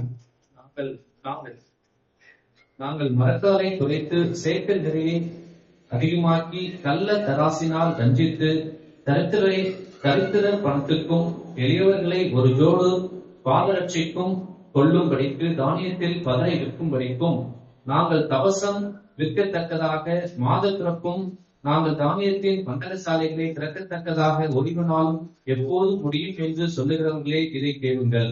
என்ன சொல்றாங்க தெரியுங்களா? சபையில வந்து உட்கார்ந்துகிட்டு இன்னைக்கு எப்படா முடியும், எப்படா நம்ம முடிஞ்சு நாங்க போய் அதை செய்யணும் இதை செய்யணும், பண்டகசாலை செய்யணும், இதை பண்ணணும், வீட்டுல அதை பண்ணணும், வியாபாரம் பண்ணணும், எப்போ இது முடியும்? அப்படித்தான் அவங்க ஆராதனைக்கு வர்றது. அந்த ஆராதனை ஆண்டவர் அருவருக்கிறார். நம்ம மனசுல அது இருந்தா ஆண்டவர்கிட்ட மன்னிப்பு கேட்கும். எப்போ இது முடியும்? நான் போய் அதை பண்ணணுமே, இதை பண்ணணுமே, எனக்கு அதை செய்யணுமே, எனக்கு டிவியில லீசர் இருக்குதே, அங்க போய் நான் அதை பண்ணணுமே, விட்டா ஞாயிற்றுக்கிழமையில ப்ரோக்ராம் இருக்குதே, அதை பார்க்கணுமேன்ற ஒரு ஆராதனை மனப்பான்மையில நம்ம உட்கார்ந்தா ஆண்டவர் அருவருக்கிறார். அப்படிப்பட்ட ஆராதனை ஆண்டவர் அருவருக்கிறத நம்ம பாக்குறோம். அதை பாருங்களேன், அவங்க அப்படிதான் உட்காந்துட்டு இருக்காங்க. ஐயோ எப்போ முடியும் இந்த ஓய்வு நாள் அப்படின்றத அத பயங்கரமா பாக்குறாரு. நான் பார்த்தா எனக்கு அப்படி இருக்குன்னு. சரி, நம்ம குளிரும் இல்லாம அனலும் இல்லாத ஒரு நல்ல ரொம்ப ஆபத்தான நல்ல ஆண்டவருக்கு ரொம்ப கோபம் மூட்டுகிற ரொம்ப பயங்கரமான நல்ல, அதை நம்ம பார்த்து கத்துக்கணும். எப்படி நம்ம அப்படி இல்லாம இருக்கிறது? எப்படி இல்லாம இருக்கு? இந்த லேத்துல பாத்தீங்கன்னா குளிர்னா தெரியுங்களா, லேத்துல பார்க்க முடியும் அவங்கனால. லேத்துல அந்த பேர் என்ன, ஃபர்னஸ் பேரு சூளை, அந்த சூளையில வச்சு அவன் இரும்பு அடிக்கும் போது அது எவ்வளவு சூடா இருக்குது, பயங்கரமா சூடு பண்ணி அது ரெட் கலரே மாறிட்டு என்ன பண்றான், அதை எடுத்து வெளியே வச்சானா என்ன ஆகுது, அந்த வெளியில இருக்கிற கிளைமேட், வெளியில இருக்கிறது எல்லாம் அதை சில்லுன்னு ஆக்கி கொஞ்ச நேரத்துல குளிரும் இல்லாம அனலும் இல்லாம ஆக்கிடுது. அந்த மாதிரி தாங்க நம்ம ஆவிக்குரிய ஜீவியம் வந்து சபையும் ஆண்டவருடைய கிருபை காரியங்களும் தான் நம்மள குளிரா வைக்கிறது, அனலா வைக்கிறது. சபைக்கு வரும்போது ஆண்டவருடைய வசனத்தை கவனமா கேட்கும் போது, ஜெபத்தோடு கேட்கும் போது தான் நம்மள குளிரா வைக்கிறது. ஆனா அதை விட்டுட்டு நம்ம உலகத்துக்கு போய் உலகத்துல இருந்துகிட்டு அந்த உலக கிளைமேட், உலக கலாச்சாரம் நம்ம அந்த அனலை என்ன பண்ணுது, குளிர இல்லாம அனல இல்லாம குறைச்சிடுது. அதுக்கு நம்ம ஜாக்கிரதையா இருக்கணும். என்ன பண்றது, நான் குளிரும் இல்லாம அனலும் இல்லாம மாறணும்னா நான் செய்ய வேண்டியது ஒண்ணுமே இல்லை. ஆண்டவருடைய விஷயத்து பக்கமே வராதீங்க. சபைக்கு ஒரு 2-3 வாரம் வராதீங்க. உலகத்துல இருங்க, தானா இந்த நிலைமைக்கு வந்துரும். ரொம்ப நம்ம எச்சரிக்கையா இருக்கும். அது ஆண்டவர் அருவருக்கிறாருன்னு பாக்குறோம். நம்ம ஆராதனை நான் சொன்ன மாதிரி நம்ம எல்லாரும் கான்சென்ட்ரேட், குளிரும் இல்லாம அனலும் இல்லாம பாத்துக்கணும். எப்படி நம்ம அதை மாத்த முடியும், நம்ம எல்லாரும் சிந்திச்சு பார்க்கணும். அப்படி ஒரு இதா இருக்க கூடாது. நான் சொன்ன மாதிரி எல்லாரும் கவனமா கேட்டு நம்ம அந்த ஏதாவது நம்ம புரிஞ்சுன்னா உணர்ந்தனா ஆமேன் எனக்கு ரொம்ப யூஸ்ஃபுல்லா இருக்கு அப்படின்ற சொல்றதுல தப்பு இல்லை. அதை நம்ம உணர்வு இல்லாத மாத்திரக்கூடாது. ஆண்டவர் நம்ம ஆராதனைய நம்ம தனிப்பட்ட வாழ்க்கையை நம்ம பார்த்துக்கணும். அப்படி இல்லாதபடிக்கு எவ்வளவு அருவருக்கிறாரு பாருங்களேன், என்ன மாதிரி பாஷையை அவர் பயன்படுத்துறாரு. இன்னொன்னு, இந்த குளிரும் இல்லாத அனலும் இல்லாத நிலைமையினுடைய ஆபத்து என்ன தெரியுங்களா? இதுதான் பெரிய ஆபத்து. அது நம்மளுடைய நிலைமையே நம்ம காமிக்காம மறைச்சிடும், நம்மள வஞ்சித்துடும். அவங்கள வஞ்சிச்சு அவங்க இந்த நிலையில இருக்காங்க, ஆண்டவர் அவங்கள பார்த்து கொமட்டிக்கிட்டு வருதுன்றாரு. ஆனா அவங்க தங்களை பத்தி என்ன நினைச்சிட்டு இருக்காங்க தெரியுங்களா? 17வது வசனம் படிங்களா. நீ நிர்வாகியம் உள்ளவனும் பரிதவிக்கப்படத்தக்கவனும் தரித்திரனும் குருடனும் நிர்வாணமாய் இருக்கிறதை அறியாமல் பாத்தீங்களா, அறியாம இந்த குளிரும் இல்லாத அனலும் இருக்கிறால அந்த நிலைமை நம்மளுக்கு என்னது, நம்மள வஞ்சித்து நம்மளுடைய உண்மையான ஆவிக்குரிய நிலைமையை நம்மளுக்கு காமிக்காம மறைச்சிடும். அதான் ஸ்பிரிச்சுவல் டேஞ்சர். நம்ம எந்த நிலையில இருக்கோம், ஆண்டவர் நம்மள எப்படி பாக்குறாருன்றதே நம்ம கொஞ்சம் கூட உணர்வு இல்லாம நம்ம என்ன சொல்லிட்டு இருப்போம். என்ன சொல்றாங்க அவங்கள பத்தி? இல்ல, அவங்க அவங்கள பத்தி அறியாமல், அப்புறம் தான் ஐஸ்வர்யவான் என்றும் திரவிய சம்பன்னன் என்றும் எனக்கு ஒரு குறையும் இல்லை என்று சொல்லுகிறார். அவங்க என்ன சொல்லிக்கிறாங்க? நான் ஐஸ்வர்யவான், எனக்கு ஒரு குறை இல்ல, எங்களுக்கு பணக்கார ஒன்று குறையும் இல்லைன்னு சொல்லிட்டு இருக்கிறாங்க. ஆனா ஆண்டவர் அவங்களை எப்படி பாக்குறாரு பாருங்களேன். இதான் பெரிய பயங்கரம். அவங்களுக்கு ஒரு தப்பான அந்த உலக பிரகாரமான அந்தஸ்து, உலக பிரகாரமான வசதி அவங்க கண்களை குருடாக்கி அவங்க ஆத்ம நிலையே அவங்களுக்கு காண்பிக்காதபடிக்கு அவங்கள மறைச்சிருக்கு. உலக பிரகாரமா ஆண்டவர் நமக்கு ஆசீர்வாதம் கொடுக்கறது பராமரிப்பின் மூலமா கொடுக்கறாரு. ஆனா அதை வச்சுக்கிட்டு நம்ம ஆவிக்குரிய நிலைமைய நம்ம எடை போட்டோம்னா அது ஒரு பெரிய ஆபத்து, பெரிய ஃபால்ஸ் செக்யூரிட்டின்னுவாங்க. எனக்கு நிறைய இருக்கு, ஆண்டவர் அந்த ஆசீர்வாதம் கொடுத்திருக்காரு, வீடை கொடுத்திருக்காரு, அதை கொடுத்திருக்காரு, இதை கொடுத்திருக்காரு, அதனால எனக்கு ஒரு குறை இல்லை, ஆவிக்குரிய ஜீவியத்துலதான் நான் நல்லா இருக்கிறேன்னு ஒரு போதும் நினைச்சிடக்கூடாது. ஒரு போதும் நினைச்சு இவங்க அப்படித்தான் செய்யறாங்க பாருங்களேன். அப்படி ஒரு பயங்கரமான, ஆனா ஆவிக்குரிய நிலைமையில அவங்கள ஆண்டவர் எப்படி எப்படி பாக்குறாரு? அந்த வசனம் திருப்பி படிங்க, 17. நீ நிர்பாக்கியம் உள்ளவனும் பரிதவிக்கப்படத்தக்கவனும். நிர்பாக்கியம் மிசரபிள், பயங்கர நிர்பாக்கியமா இருக்கிற, துரதிருஷ்டவசமா இருக்கிற நீ நிர்பாக்கியம் உள்ளவர். ஆவிக்குரிய கண்கள் எப்படித்தான் நீ தெரியுற. நெக்ஸ்ட் நீ நினைச்சிட்டு இருக்க உன்னை பார்த்து எல்லாரும் பெருமைப்படணும்னு, ஆனா நீ என்ன பார்வையில எப்படி இருக்க? பரிதபிக்கப்படுற நிலைமையில் நீ இருக்கிற, பரிதபிக்கப்படுற நிலைமையில. அப்புறம்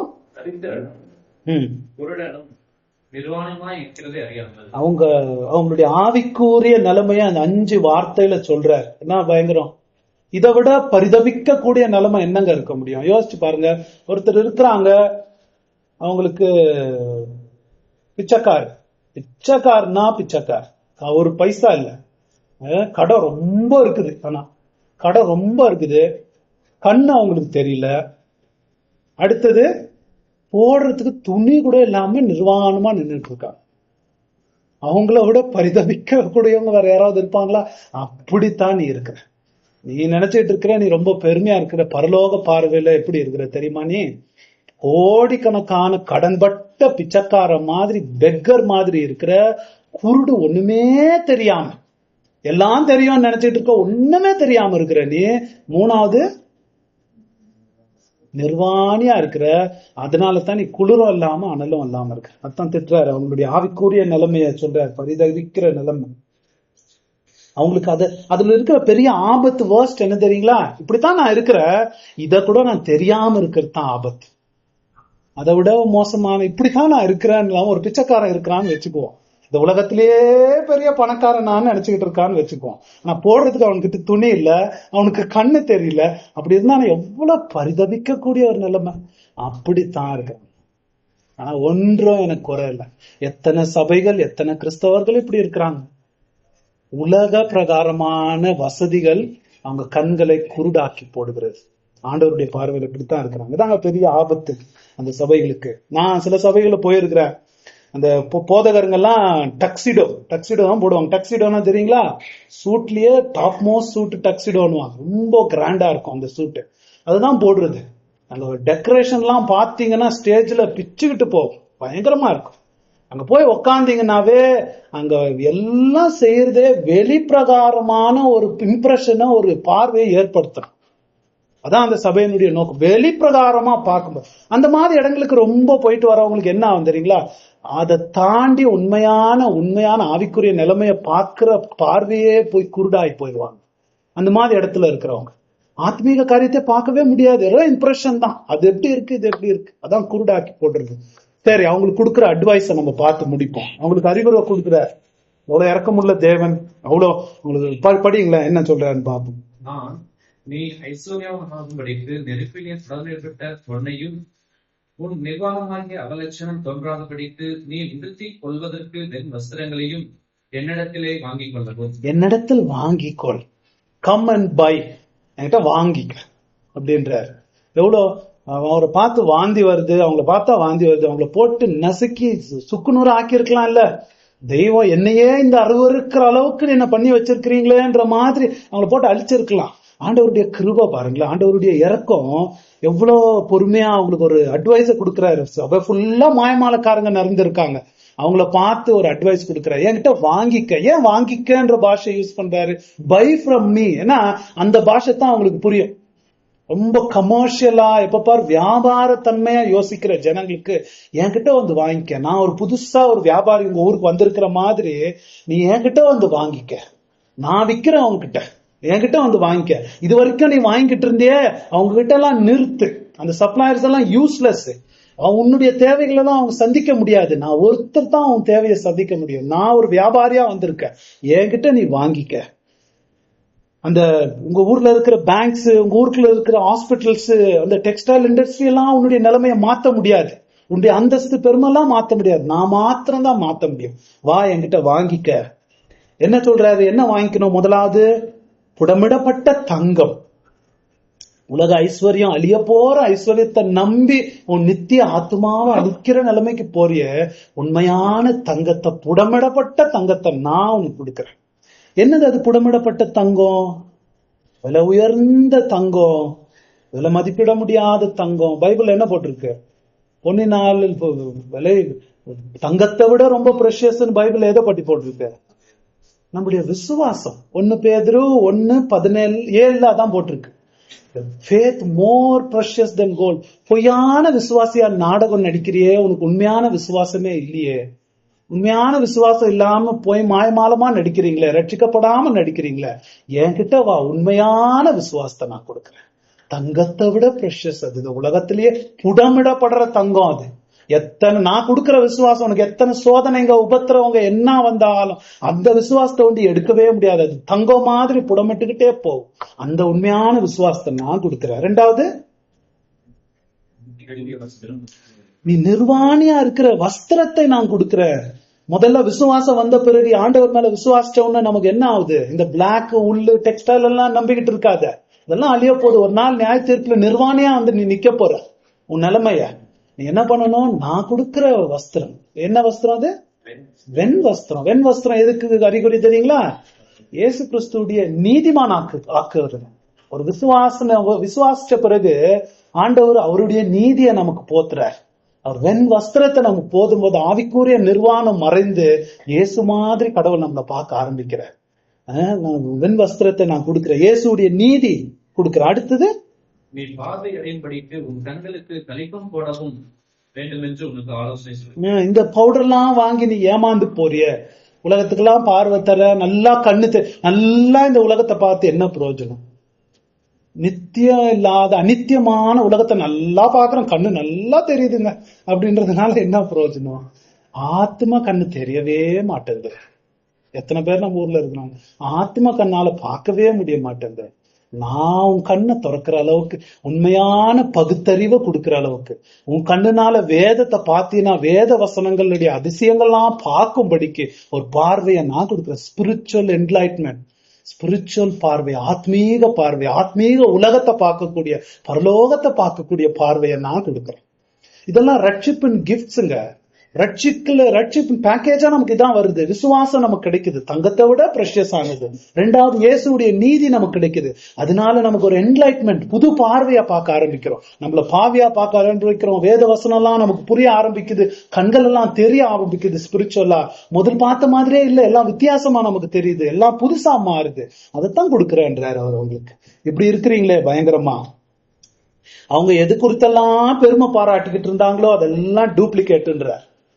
அதெல்லாம் யூஸ் இல்ல, அதெல்லாம் ஒண்ணும் நிக்க போறது இல்ல அப்படின்றார். சரி, என்கிட்ட வா, உண்மையான ஐஸ்வர்யத்தை கொடுக்கிறேன், நிர்வாணத்தை மறைக்கிற வெண் வஸ்திரத்தை நான் கொடுக்கிறேன். என்கிட்ட வா, உண்மையான பகுத்தறிவு அறியக்கூடிய, உண்மையான ஆவிக்குரிய நிலைமைய, உண்மையா பார்க்கக்கூடிய, ரியாலிட்டியை பார்க்கக்கூடிய, உன் வாழ்க்கை கொஞ்ச நாள் தான், அதெல்லாம் பார்க்கக்கூடிய நிலைமையை நான் உனக்கு கொடுக்கிறேன் அப்படின்றார். தொடர்ந்து படிங்க. நான் நேசிக்கிறவர் எவர்களோ அவர்களை கடிந்து கொண்டு சிட்சிக்கிறேன். ஆகையால் நீ ஜாக்கிரதையா இருந்து மனம் திரும்பு.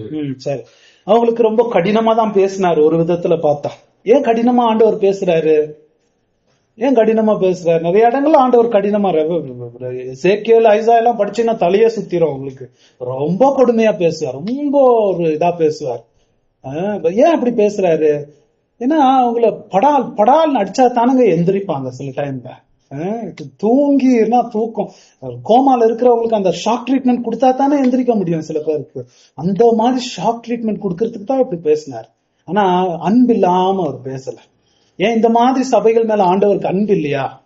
அவருடைய ஆட்டிடியூட் பாருங்களேன். அன்பான தேவர், அவருக்கு அந்த அளவுக்கு உயிர்த்தெழுந்த தேவனுக்கு அவர் கொமற்ற மாதிரி இந்த சபைகள் செஞ்சாலும் அவங்கள பார்த்து உங்களை நான் நேசிக்கிறேன்ற, இதுதான் அவருடைய ஆட்டிடியூட். உங்களை நான் நேசிக்கிறேன், நான் யாரு நேசிக்கிறேனோ அவங்கள தான் சிட்சிக்க போற.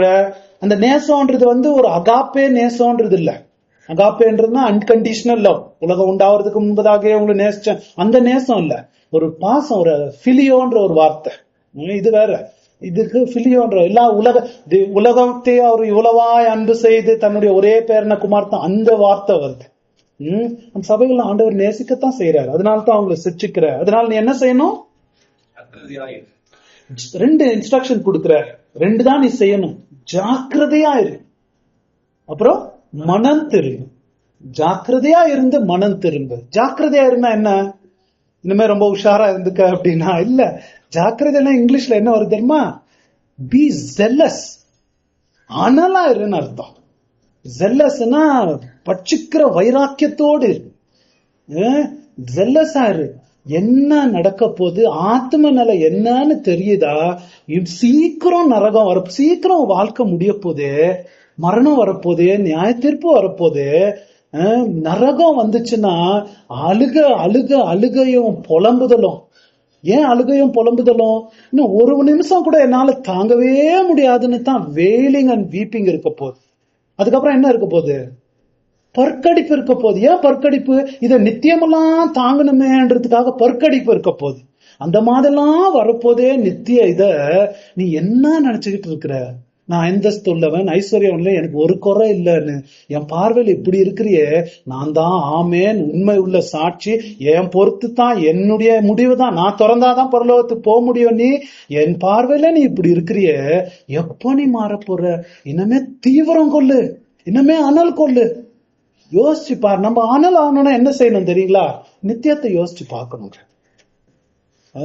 இப்ப இருக்கிற நிலைமையை விட்டுட்டு கொஞ்ச நேரம் நம்ம எல்லாரும் நம்ம வீட்டுக்கு போய்கிடும், இன்னைக்கோ நாளைக்கோ ஒரு வாக்கு தனியா, ஒரு அவர் எங்கன்னா தனியா போய் நித்தியத்தை யோசிச்சு பாருங்க. அனலாதான் வெளியே வரும். அனலா யோசிச்சு நித்தியத்தையே யோசிக்கிறது. அங்க போன உடனே அதை என்ன செய்யறது, இதை என்ன செய்யறதுன்னு இல்லை. அதை யோசிச்சோம்னா நித்தியமா அனல் கொள்ள முடியும். திருந்து மாறு. இனிமே ஒரு பழக்கம், புது பழக்கத்தை கத்துக்க. இனிமே எப்படி இருக்கணும்? அனலாயிரு, மனம் திரும்பு. இன்னமே இப்படி இருக்காது, திருந்தி மனம் திரும்பு. உன் மனதை மாத்திக்க. இந்த கலாச்சாரத்தை பார்த்து, உலகத்தை பார்த்து உன் நிலைய எடை போடுறத விட்டுட்டு மனம் திரும்பு. அப்புறம் இதோ வாசற்படியிலே நின்று தட்டுகிறேன். ஒருவர் என் சத்தத்தை கேட்டு கதவை திறந்தால் அவனிடத்தில் நான் பிரவேசித்து அவனோட போஜனம் பண்ணுவேன், அவனும் என்னோட போஜனம் பண்ணுவான். எவ்வளவு அழகான ஒரு இன்விடேஷன். மனம் திரும்பிட்டீங்களா? நீ மனம் திரும்பு, அண்ணலாயிரு இல்லைன்னா அழிஞ்சு போன்ட்டு அவர் போகல. எவ்வளோ ஒரு ஒரு ஒரு மயக்கிற மாதிரி, அவங்கள கவர்ந்து கொள்ற மாதிரி அந்த சபைக்கு அவர் என்ன சொல்றாரு, வாசல் படியில் நின்று நான் தட்டுறேன், தன்னையே தாழ்மைப்படுத்தி உங்களுக்காக தட்டுறேன், நான் வாசல் படியில் நின்று தட்டுறேன். குளிரம் இல்லாம அனலாம் இல்லாத ஜனங்களே, மாயமாலக்காரர்களே, வாசல் படியில் தட்டுறேன். ஒரு சுவிசேஷ வசனமா இது பயன்படுத்தப்படுது. ஆனா இது சபைக்கு சொல்றாரு. ஏன்னா இந்த சபை அவர் வெளியில வாசல் படியில் நிக்கிறாருன்னா என்ன அர்த்தம்? அவர் வெளியில விட்டு பூட்டிட்டு இருக்காங்க, அவர் உள்ள இல்ல. அவர் பேரை வச்சுட்டு இருக்கிறாங்க, ஆனா அவரே இல்ல உள்ள. பைபிள்ல இருக்கிற இயேசுவே அங்க ஒரு சபையில இல்ல, அவர் வெளியில இருக்கிறார். இந்த மாதிரி சபைக்கு பார்த்து அவர் சொல்றார், நான் வாசல் படியில் நின்று தட்டிக்கிட்டு இருக்கேன். எவனாவது அந்த சபையில எவனாவது போட்டிருக்குங்களா பர்சனலா, முழு சபையும் திறந்தாதான் நான் வருவேன்னு போடல. எவனாவது ஒரு விசுவாசி வர முடியுமா அந்த சபையில? எவனாவது ஒருத்தனாவது கேட்க முடியுமா? நான் சொன்னனே, நீங்க இப்படி இருக்கிறீங்களே, நிர்வாணியா இதா இருக்கிறீங்களே, நான் இதெல்லாம் உங்களுக்கு கொடுக்க ரெடியா இருக்கிறேன், நீ கேட்டு அனலுண்டு மனம் திரும்பி எவனாவது ஒருத்தன் கதவை திறக்குவானா? ஏதாவது ஒருத்தர் எவனாவது கதவை திறந்தா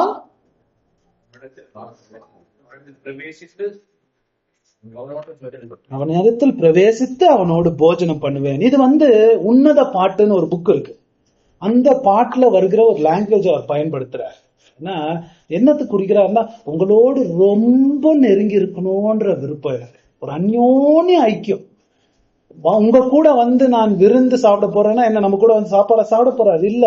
ஒருத்தரை விருந்துக்கு அழைக்கிறோம்னா சொல்லி முடியாத, எண்ண முடியாத, மதிப்பிட முடியாத ஒரு ஐக்கியம், அந்யோன்ய அன்பு இருக்கவங்க கிட்ட தான் அந்த காலத்துல அப்படி வைப்பாங்க. இது நைட் மீல், தூங்குறதுக்கு முன்னாடி சாப்பிடுற மீலுக்கு நான் உங்க கூட இருப்பேன்னா உங்ககிட்ட ரொம்ப நெருங்கி இருப்பேன். அந்த சபையில ஆண்டவர்கிட்ட நெருங்கி ஒருத்தருமே இல்லை.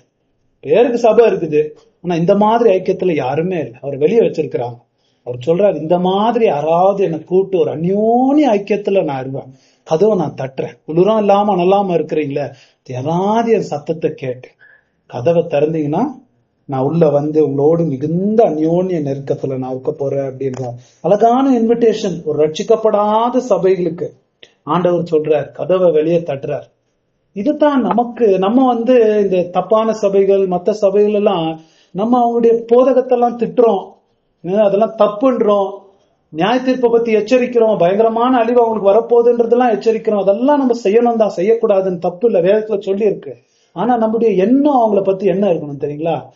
இயேசுடைய சார்பாக இயேசுக்கு கதவை திறங்க, இயேசுக்கு கதவை திறங்க, அவர் தட்டிக்கிட்டு இருக்கிறாரு என்று சொல்லுகிற விதத்துல தான் நம்மளும் நினைக்கணும். ஆண்டவர் எவ்வளவு அன்பு வச்சிருக்காரு பாருங்களேன் அந்த மாதிரி சபைகள் மேல. அந்த பாரம் தாங்க நமக்கும் இருக்கணும். ஆண்டவருடைய இருதயம் இருந்து ஆண்டவருக்கு திறங்க, ஆண்டவர் வசனத்தை கேளுங்க, ஆண்டவரு இடம் கொடுங்க. இதெல்லாம் ஒரு பிரயோஜனம் இல்லை. இந்த ஐஸ்வர்யமும் ஓடுறாங்க, ஐஸ்வர்யத்துக்காகவே சபைங்க இருக்கு இல்லைங்களா? எங்க சபைக்கு வந்தா நல்லா பணம், நல்லா உங்க ஆசீர்வாதம் ஆசீர்வாதம் ஆசீர்வாதம். என்ன ஆசீர்வாதம்? வீடு வசதி. நீ நிர்பந்தமா குருடனா பிச்சைக்காரனா இப்படி இருக்கிறிய, ரட்சிக்கப்படல, பாவம் மன்னிக்கப்படல, இயேசுடைய நீதி போத்தப்படல, பைபிள படிக்கிற ஆர்வமே இல்ல, ரட்சிப்புன்னு அறிகுறிகளே இல்ல, நீ மெம்பர், நீ ட்ரெஷரர், நீ பாஸ்டர் கூட ஆயிடலாம். ஏன்? அவர் நல்ல வசதி இருக்கு. இதான் சபைகள் நம்ம ஊர்ல. ஆனா இப்படித்தான் ஆண்டவர் வெளியே நின்றுட்டு தட்டுறாரு. சரி, கடைசியா பார்த்து முடிப்போம். அவர் ப்ராமிஸ் கொடுக்கிறாரு அவங்களுக்கு. நான் ஜெயம் கொண்டு என் பிதாவுடைய சிங்காசனத்திலே அவரோடு உட்கார்ந்தது போல ஜெயம் கொள்ளுகிறவன் எவனோ அவனும் என்னுடைய சிங்காசனத்தில் என்னோடு கூட உட்கார்ந்தபடிக்கு அருள் செய்வேன். என்ன ப்ராமிஸ் பண்றாரு? லவோடிசியா, நீங்க பெரிய சபை, உங்களுக்கு பெரிய அந்தஸ்து இருக்கு, பெரிய டாப் மோஸ்ட் பொசிஷன்ல இருக்கிறான்னு பாத்துட்டு இருக்கீங்களா, எல்லாம் அழிய போகுது இல்லையா? ஜெயம் கொண்டு இந்த ஐஸ்வர்யத்தின் வஞ்சனையிலெல்லாம் நீங்க மயங்காம உண்மையான ஆத்மீக உறுதியை கொண்டு மனம் திரும்பி ஜெயம் கொண்டு, இதையெல்லாம் இந்த உலக ஐஸ்வர்யம் அழிய போற வஞ்சனை ஐஸ்வர்யத்தை நீங்க ஜெயம் கொண்டு எனக்கு உண்மையுள்ள சாட்சியா நீங்க இருந்தீங்கன்னா, நான் எப்படி உண்மையுள்ள சாட்சியா, இதெல்லாம் ஒரு ஆண்டவர் மேற்கொள்ளல, சாத்தான் கொடுக்க வரல ஆண்டவருக்கு. இந்த உலகத்துல இருக்கிற பெரிய ஐஸ்வர்யம் கொடுக்குற லவோடிசியெல்லாம் கொடுக்குறான்னு சொன்னா ஆண்டவர் என்ன பண்ணாரு? அதெல்லாம் ஏத்துக்கல, ஜெயம் கொண்டாரு அவரு. அதாவது சோதனையெல்லாம் ஜெயம் கொண்டு, நான் ஜெயம் கொண்டு என் பிதாவின் சிங்காசனத்துல உட்கார்ந்து இருக்கிறது போல ஜெயம் கொண்டு வருகிற உங்களுக்கும் நான் என்ன பண்ண போறேன்? என்னோட சிங்காசனத்துல உட்கார போறேன். எவ்வளவு அதிசயமான பிராமிஸ் பாருங்களேன். குருடருங்க, நிர்பந்தருங்க, தரித்திரருங்க, நர்வாணிகளா இருக்கிறாங்க, அவங்கள போய் பரலோகத்துல உங்களை அலோ பண்ணல, எங்கனாவது மூலையில இருந்துட்டு போங்க இல்ல, ஏதாவது பார்டர்ல இருந்துட்டு உட்காந்துட்டு போங்க. அந்த சிங்காசனத்துல உட்காந்து வரப்போற நின்ன அந்த சராசரத்துல ஆளுகிற ஒரு நிலையில உங்களை நான் வைக்க போறேன். என்னோட சிங்காசனத்தை நீங்க உட்கார போறீங்க. உயர்ந்த நித்திய நிலைமை, நித்திய ஐஸ்வர்யவான்களா நீங்க இருக்க போறீங்க. ஏன் அழிய போற ஐஸ்வர்யத்தை பெருசா மதிக்கிறீங்க? ஏன் லோயடிசியா அவங்களை அவ்வளவு மயக்கி வச்சிருக்கு? ஜெயம் கொண்டு வாங்க, அதெல்லாம் ஜெயிச்சு வாங்க அப்படின்னு சொல்லி ஆவியானவர் சபைகளுக்கு சொல்லுகிறதை காதுள்ளவன் கேட்க கடவான். இதோடு இந்த 7 லெட்டர்ஸ் ஆண்டவர் முடிச்சிட்டார். ஆனா எத்தனை பேர் நம்மள காதுள்ளவர்களா நம்ம கேட்க போறோம்? முதல் அன்புல எத்தனை பேர் விழுந்திருக்கிறோம்? அதை எத்தனை பேர் சரி பண்ணிக்கிறோம்? முதல் அன்புல விழுந்தா அடுத்தபடி கள்ள போதக ஆசை வரும், பாவம் வரும், கடைசியில சாவு வரும். சார்டு சபை மாதிரி கடைசியில குளிரும் இல்லாத அனலும் இல்லாத கிறிஸ்தவத்தை வச்சுக்கிட்டு நரகத்துக்கு தான் நம்ம போய் முடியும். நம்மள எத்தனை பேர் காதுள்ளர் ஆவியானவர் சபைகளுக்கு சொல்லுகிறத நம்மளையாவது கேட்போமா? சபை எவ்வளவு பேர் கேட்கறது இல்ல, எத்தனையோ பேர் படிக்கிறது இல்ல, கவனிக்கிறது இல்ல. நம்மள எத்தனை பேர் கேட்போம்? ஆவியானவர் நமக்கு மத்தியில் கெஞ்சுகிறார். எத்தனை பேர் கேட்டு நம்ம வாழ்க்கையை நம்ம மாத்திக்குவோம்? முதல் அன்புல ஆண்டவருக்கு உறுதியா இருந்து கள்ளப்போதகத்துக்கு இடம் கொடுக்காம, பாவத்துக்கு இடம் கொடுக்காம, ஆண்டவருக்கு உண்மையுள்ள சாட்சியா வாழுவதற்கு ஒரு அனல் உள்ளவர்களாக மனம் திரும்பி எத்தனை பேர் வாழ போறோம்? ஜெபம் செய்வோம்.